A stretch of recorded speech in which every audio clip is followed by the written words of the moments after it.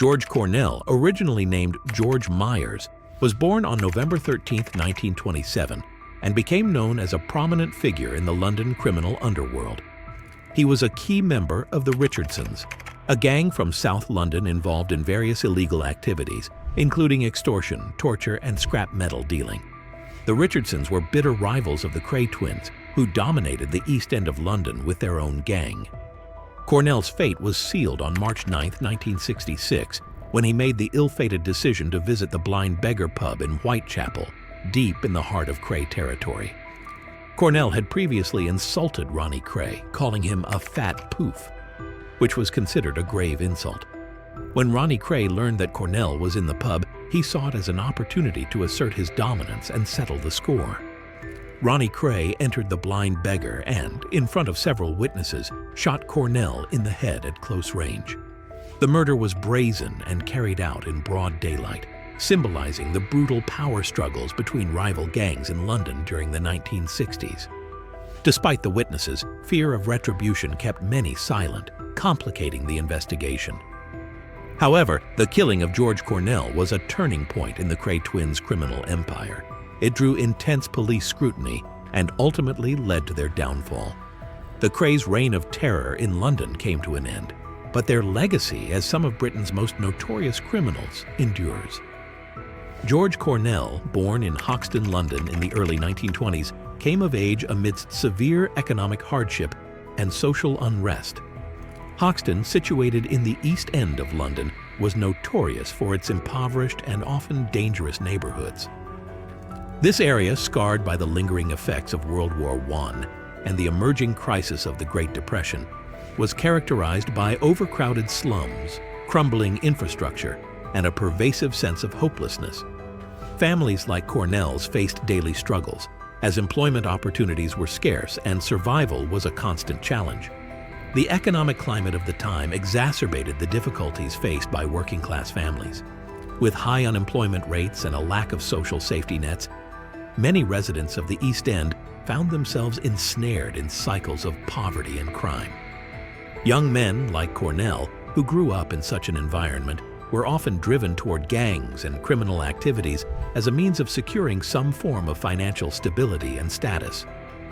Cornell's early life underwent a notable transformation when he and his siblings changed their surname to Cornell by deed poll, adopting the name of their stepfather, Joseph Cornell.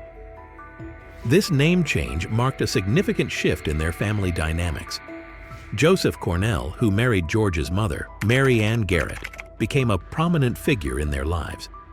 The adoption of the surname not only symbolized the blending of families, but also reflected George's transition into a new family structure. This change was more than a mere alteration of identity. It represented a critical adaptation to his evolving familial and social environment during his formative years. Growing up in the tough working-class environment of London's East End, Cornell was no stranger to hardship and the need to earn a living from a young age.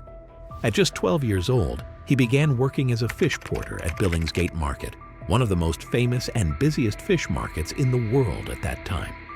Billingsgate, with its chaotic, bustling atmosphere, was a place where young boys like Cornell learned the value of hard work and the importance of making connections.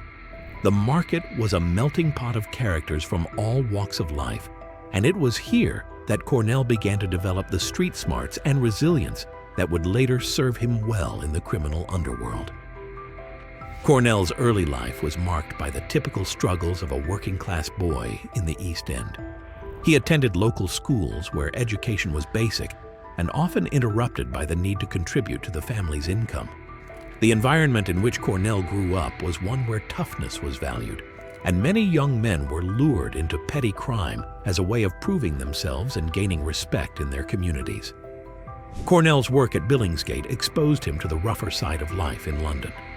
The market was a place where the strong survived, and young George quickly learned how to navigate the often brutal environment.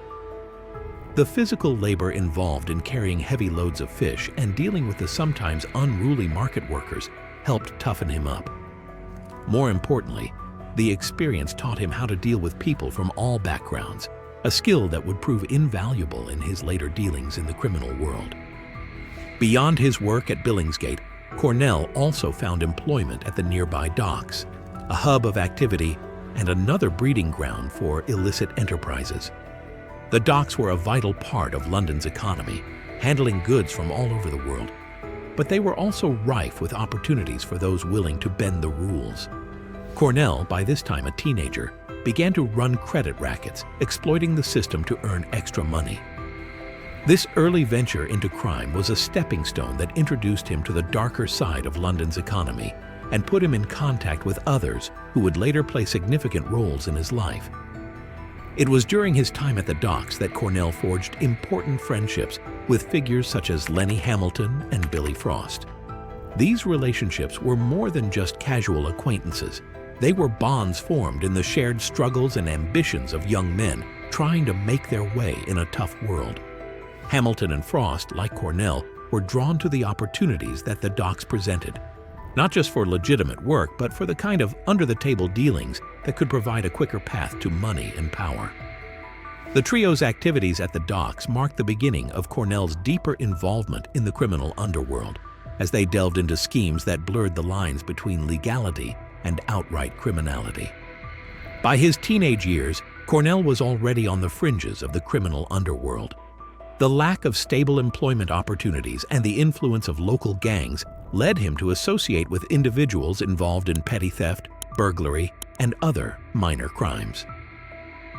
The East End during this time was a hotbed of criminal activity, with various gangs vying for control of different territories. The Kray twins and the Richardsons were two of the most notorious gangs, but many smaller groups also operated in the area, each trying to carve out a niche for themselves. Cornell's early criminal activities were relatively minor, but they set the stage for his later involvement with more organized and dangerous elements of the London underworld. He quickly gained a reputation as someone who could handle himself in a fight and was not afraid to get his hands dirty.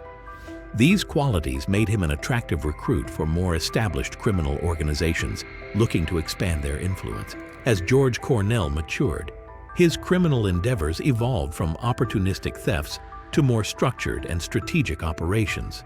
His formative experiences in the workforce had honed his physical resilience and keen instincts for reading people, skills that would prove invaluable in the high-stakes realm of organized crime. His early encounters with violence and survival had provided him with a gritty edge, while his capacity to understand and manipulate those around him became essential in navigating the complexities of criminal enterprises. In the late 1940s, as Cornell entered his 20s, he gravitated towards more formidable criminal associations. His connections with individuals like Hamilton and Frost, both emerging figures in the criminal underworld, expanded his network and provided crucial support as he delved deeper into organized crime. These alliances helped Cornell gain access to resources and opportunities that were critical for his ascent in the criminal hierarchy. During this period, Cornell became closely affiliated with the Richardsons, a notorious gang from South London. The Richardsons, led by the infamous brothers Charlie and Eddie Richardson, were known for their extensive criminal activities, which ranged from extortion and protection rackets to the most heinous acts of violence, including torture. The gang's reputation for brutality and their willingness to employ extreme violence to achieve their objectives made them a formidable force in London's criminal landscape. Cornell's integration into the Richardsons marked a pivotal shift in his criminal career. Transitioning from petty crimes to significant organized criminal operations, he quickly adapted to the gang's brutal modus operandi. His East End toughness, combined with his practical criminal experience, made him a valuable and trusted member of the gang. Cornell was involved in various operations, including enforcing the gang's interests and participating in violent confrontations.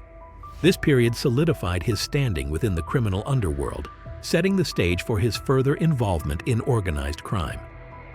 During this period, George Cornell's criminal career began to reach new heights as he played a crucial role in the expansion of the Richardsons' criminal empire.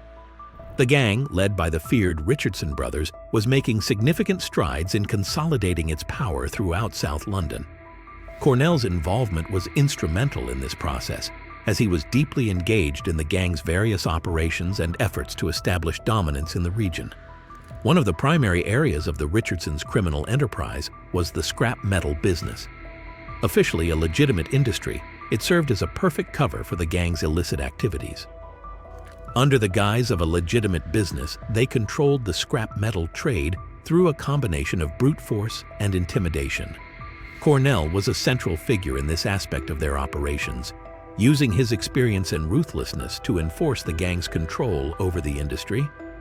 His role involved not only overseeing the gang's interests, but also personally engaging in acts of violence and coercion to maintain their grip on the market. Despite his increasing prominence within the gang, Cornell was known for his discretion and low profile. Unlike some of his more flamboyant criminal counterparts, he preferred to operate behind the scenes. His unassuming demeanor and preference for staying out of the limelight helped him evade the attention of law enforcement for a significant period. This cautious approach allowed him to continue his criminal activities with a degree of security, even as the Richardsons' operations became more audacious and dangerous.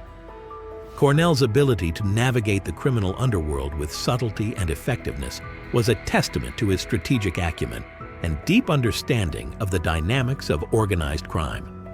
Cornell's criminal trajectory began on October 30, 1944, when he was convicted for stealing chickens. This initial offense was relatively minor, but set the stage for a pattern of criminal behavior that would follow him throughout his life. In May 1945, Cornell faced a more serious charge. He was convicted of garage breaking and larceny, resulting in a 3-year prison sentence. This conviction was a significant step up from his earlier offenses and highlighted a burgeoning pattern of criminal behavior. By 1950, Cornell, now known by his adopted surname, received his first major prison sentence under the name George Cornell.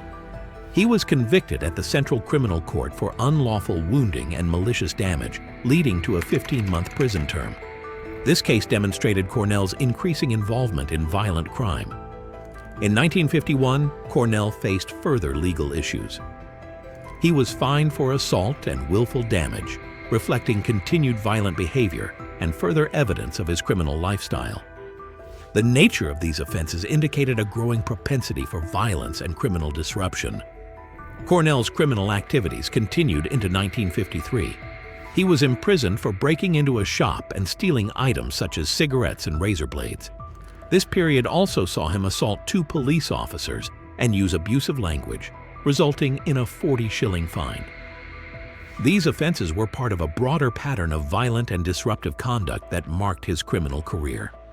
In 1954, Cornell was again in trouble with the law, this time for malicious wounding. He was believed to have attacked a woman with a blade, further demonstrating his violent tendencies. This case added to his criminal record and highlighted the increasingly violent nature of his offenses. During the late 1950s, Cornell's criminal activities persisted. Specific details from this period are less documented, but his ongoing involvement in criminal enterprises during these years is consistent with his established pattern of behavior. In 1961, Cornell faced additional legal troubles, including charges related to assault and other criminal behavior. The specifics of these charges reflect his continued involvement in violence and criminal activities. Cornell's final known prison sentence occurred in 1963. This incarceration marked the end of a series of legal troubles that had become a defining feature of his life. His repeated offenses and stints in prison were a testament to his entrenched involvement in the criminal underworld. Throughout his criminal career, Cornell's repeated stints in prison were indicative of the broader challenges and risks associated with his lifestyle. His frequent encounters with the law were a direct result of his participation in violent and illegal activities, which ultimately shaped his life and legacy. Initially, Cornell was part of an East End gang known as the Watney Streeters. Over time, he became involved with the notorious Kray twins, Ronnie and Reggie Kray. One of the most pivotal connections in Cornell's early life was his relationship with Billy Wiltshire. Wiltshire was a cousin of the Kray twins and shared a similar criminal background. Cornell and Wiltshire's association began during their mandatory national service, a period of compulsory military service that was a common experience for many British men at the time. During their national service, Cornell and Wiltshire served together, which allowed them to forge a strong bond. This period of service was more than just a military obligation. It was a formative experience that shaped their characters and provided them with a sense of discipline and camaraderie. For many men of their generation, national service was a rite of passage that prepared them for civilian life and introduced them to a network of contacts that could be valuable in their future endeavors. Serving alongside Wiltshire during national service played a crucial role in Cornell's eventual connection to the Kray twins. The discipline and organizational skills learned during this period were instrumental in shaping Cornell's approach to criminal activities. More importantly, the service allowed Cornell to establish relationships with individuals who were deeply entrenched in the criminal underworld, including the Kray twins. Serving alongside Wiltshire brought Cornell into closer proximity with the Kray twins, Ronnie and Reggie, who were quickly making a name for themselves as major players in the London underworld. While Cornell did not immediately become involved with the Krays, the connection through Wiltshire meant that he was always within the orbit of their operations. This link would become increasingly significant as Cornell's own criminal career advanced, ultimately leading to his infamous encounter with Ronnie Kray years later. Around 1964, George Cornell made a dramatic shift in his criminal allegiances by joining the Richardsons, a formidable rival gang led by the notorious brothers Charlie and Eddie Richardson, along with their associate Keith Ascom. This transition marked a significant turn in Cornell's criminal career, as he moved from his previous affiliations to become a key player in one of London's most feared criminal organizations. Within the Richardsons, Cornell took on a crucial role as an enforcer, working alongside the notorious Mad Frankie Fraser. His responsibilities included managing the gang's negotiations and interactions with their chief rivals, the Kray twins. These meetings, often held in notorious establishments such as the Grave Maurice pub, were a battleground for negotiation and intimidation as both gangs vied for control of London's criminal underworld. Cornell's shift to the Richardsons also meant stepping directly into the crosshairs of the Krays, who dominated the East End and were locked in a bitter struggle with the Richardsons for supremacy. The rivalry between the two gangs was notorious for its violence and intensity, as both sides engaged in brutal tactics to undermine and outmaneuver each other. Cornell's elevated status within the Richardsons made him a prime target for the Krays, who were determined to eliminate any threats to their dominance. As the conflict between the Richardsons and the Krays escalated, Cornell's role became increasingly perilous. The gang wars of the era were marked by a series of violent confrontations, and Cornell's involvement placed him at the forefront of this bloody struggle. His growing reputation and strategic position within the Richardsons only intensified the danger he faced as the Krays sought to assert their control by targeting key figures like Cornell. On March 9, 1966, George Cornell found himself in a tragic confrontation that would end his life. That evening, Cornell, accompanied by his friend Albie Woods, entered the Blind Beggar pub located in Whitechapel, East London. They ordered light ales and settled onto stools next to the bar, a seemingly ordinary start to what would become a fateful night. Around 8:30 p.m., the atmosphere in the pub shifted dramatically when Ronnie Kray, one of the infamous Kray twins, and his associate Ian Barry walked in. Cornell's reaction to the unexpected presence of Kray was notably sardonic. Upon spotting Kray, he reportedly smiled and said, "Well, just look who's here," a remark that hinted at the tension between the two men. The mood quickly escalated as Barry, in a display of intimidation, fired 2 shots into the ceiling of the pub. This act was a clear warning to the barmaid and the patrons present, signaling that something violent was about to unfold. Kray, known for his cold and calculated demeanor, approached Cornell with a calm, almost detached air. He produced a 9mm Luger pistol and, without hesitation, shot Cornell once in the forehead, just above his right eye. Cornell's reaction was immediate but grim. He slumped against a nearby pillar, the bullet having passed through his head. The severity of his injury was evident as he was quickly transported to a nearby hospital. Despite medical efforts, Cornell succumbed to his injuries around 3:30 a.m. the following morning, at the age of 38. His death marked a significant moment in the ongoing gang conflicts of London's underworld. The aftermath of the shooting was marked by a swift and chaotic response.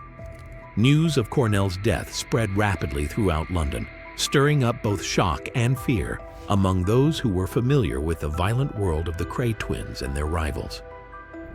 Despite the fact that Ronnie Kray was identified by several eyewitnesses who saw him leave the pub in a composed manner, the police faced significant challenges in pursuing justice for Cornell. The witnesses, wary of retribution and entangled in the fearsome reputation of the Kray twins, refused to testify against him. Consequently, the authorities were forced to release Kray from custody, a decision that underscored the pervasive influence and intimidation tactics employed by the Krays. Cornell's funeral took place at Camberwell New Cemetery in South London. His burial was a solemn event, marking the end of a tumultuous life that had been deeply entwined with London's criminal underbelly. Cornell's death was widely recognized as a pivotal moment, highlighting the brutal nature of gang rivalries during that era. He was notably the first victim of Ronnie Kray's criminal actions, a fact that would cement his place in the grim history of London's gangland. The circumstances of Cornell's death, combined with the inability of witnesses to come forward, illustrated the profound fear and control exerted by the Kray twins over the London underworld.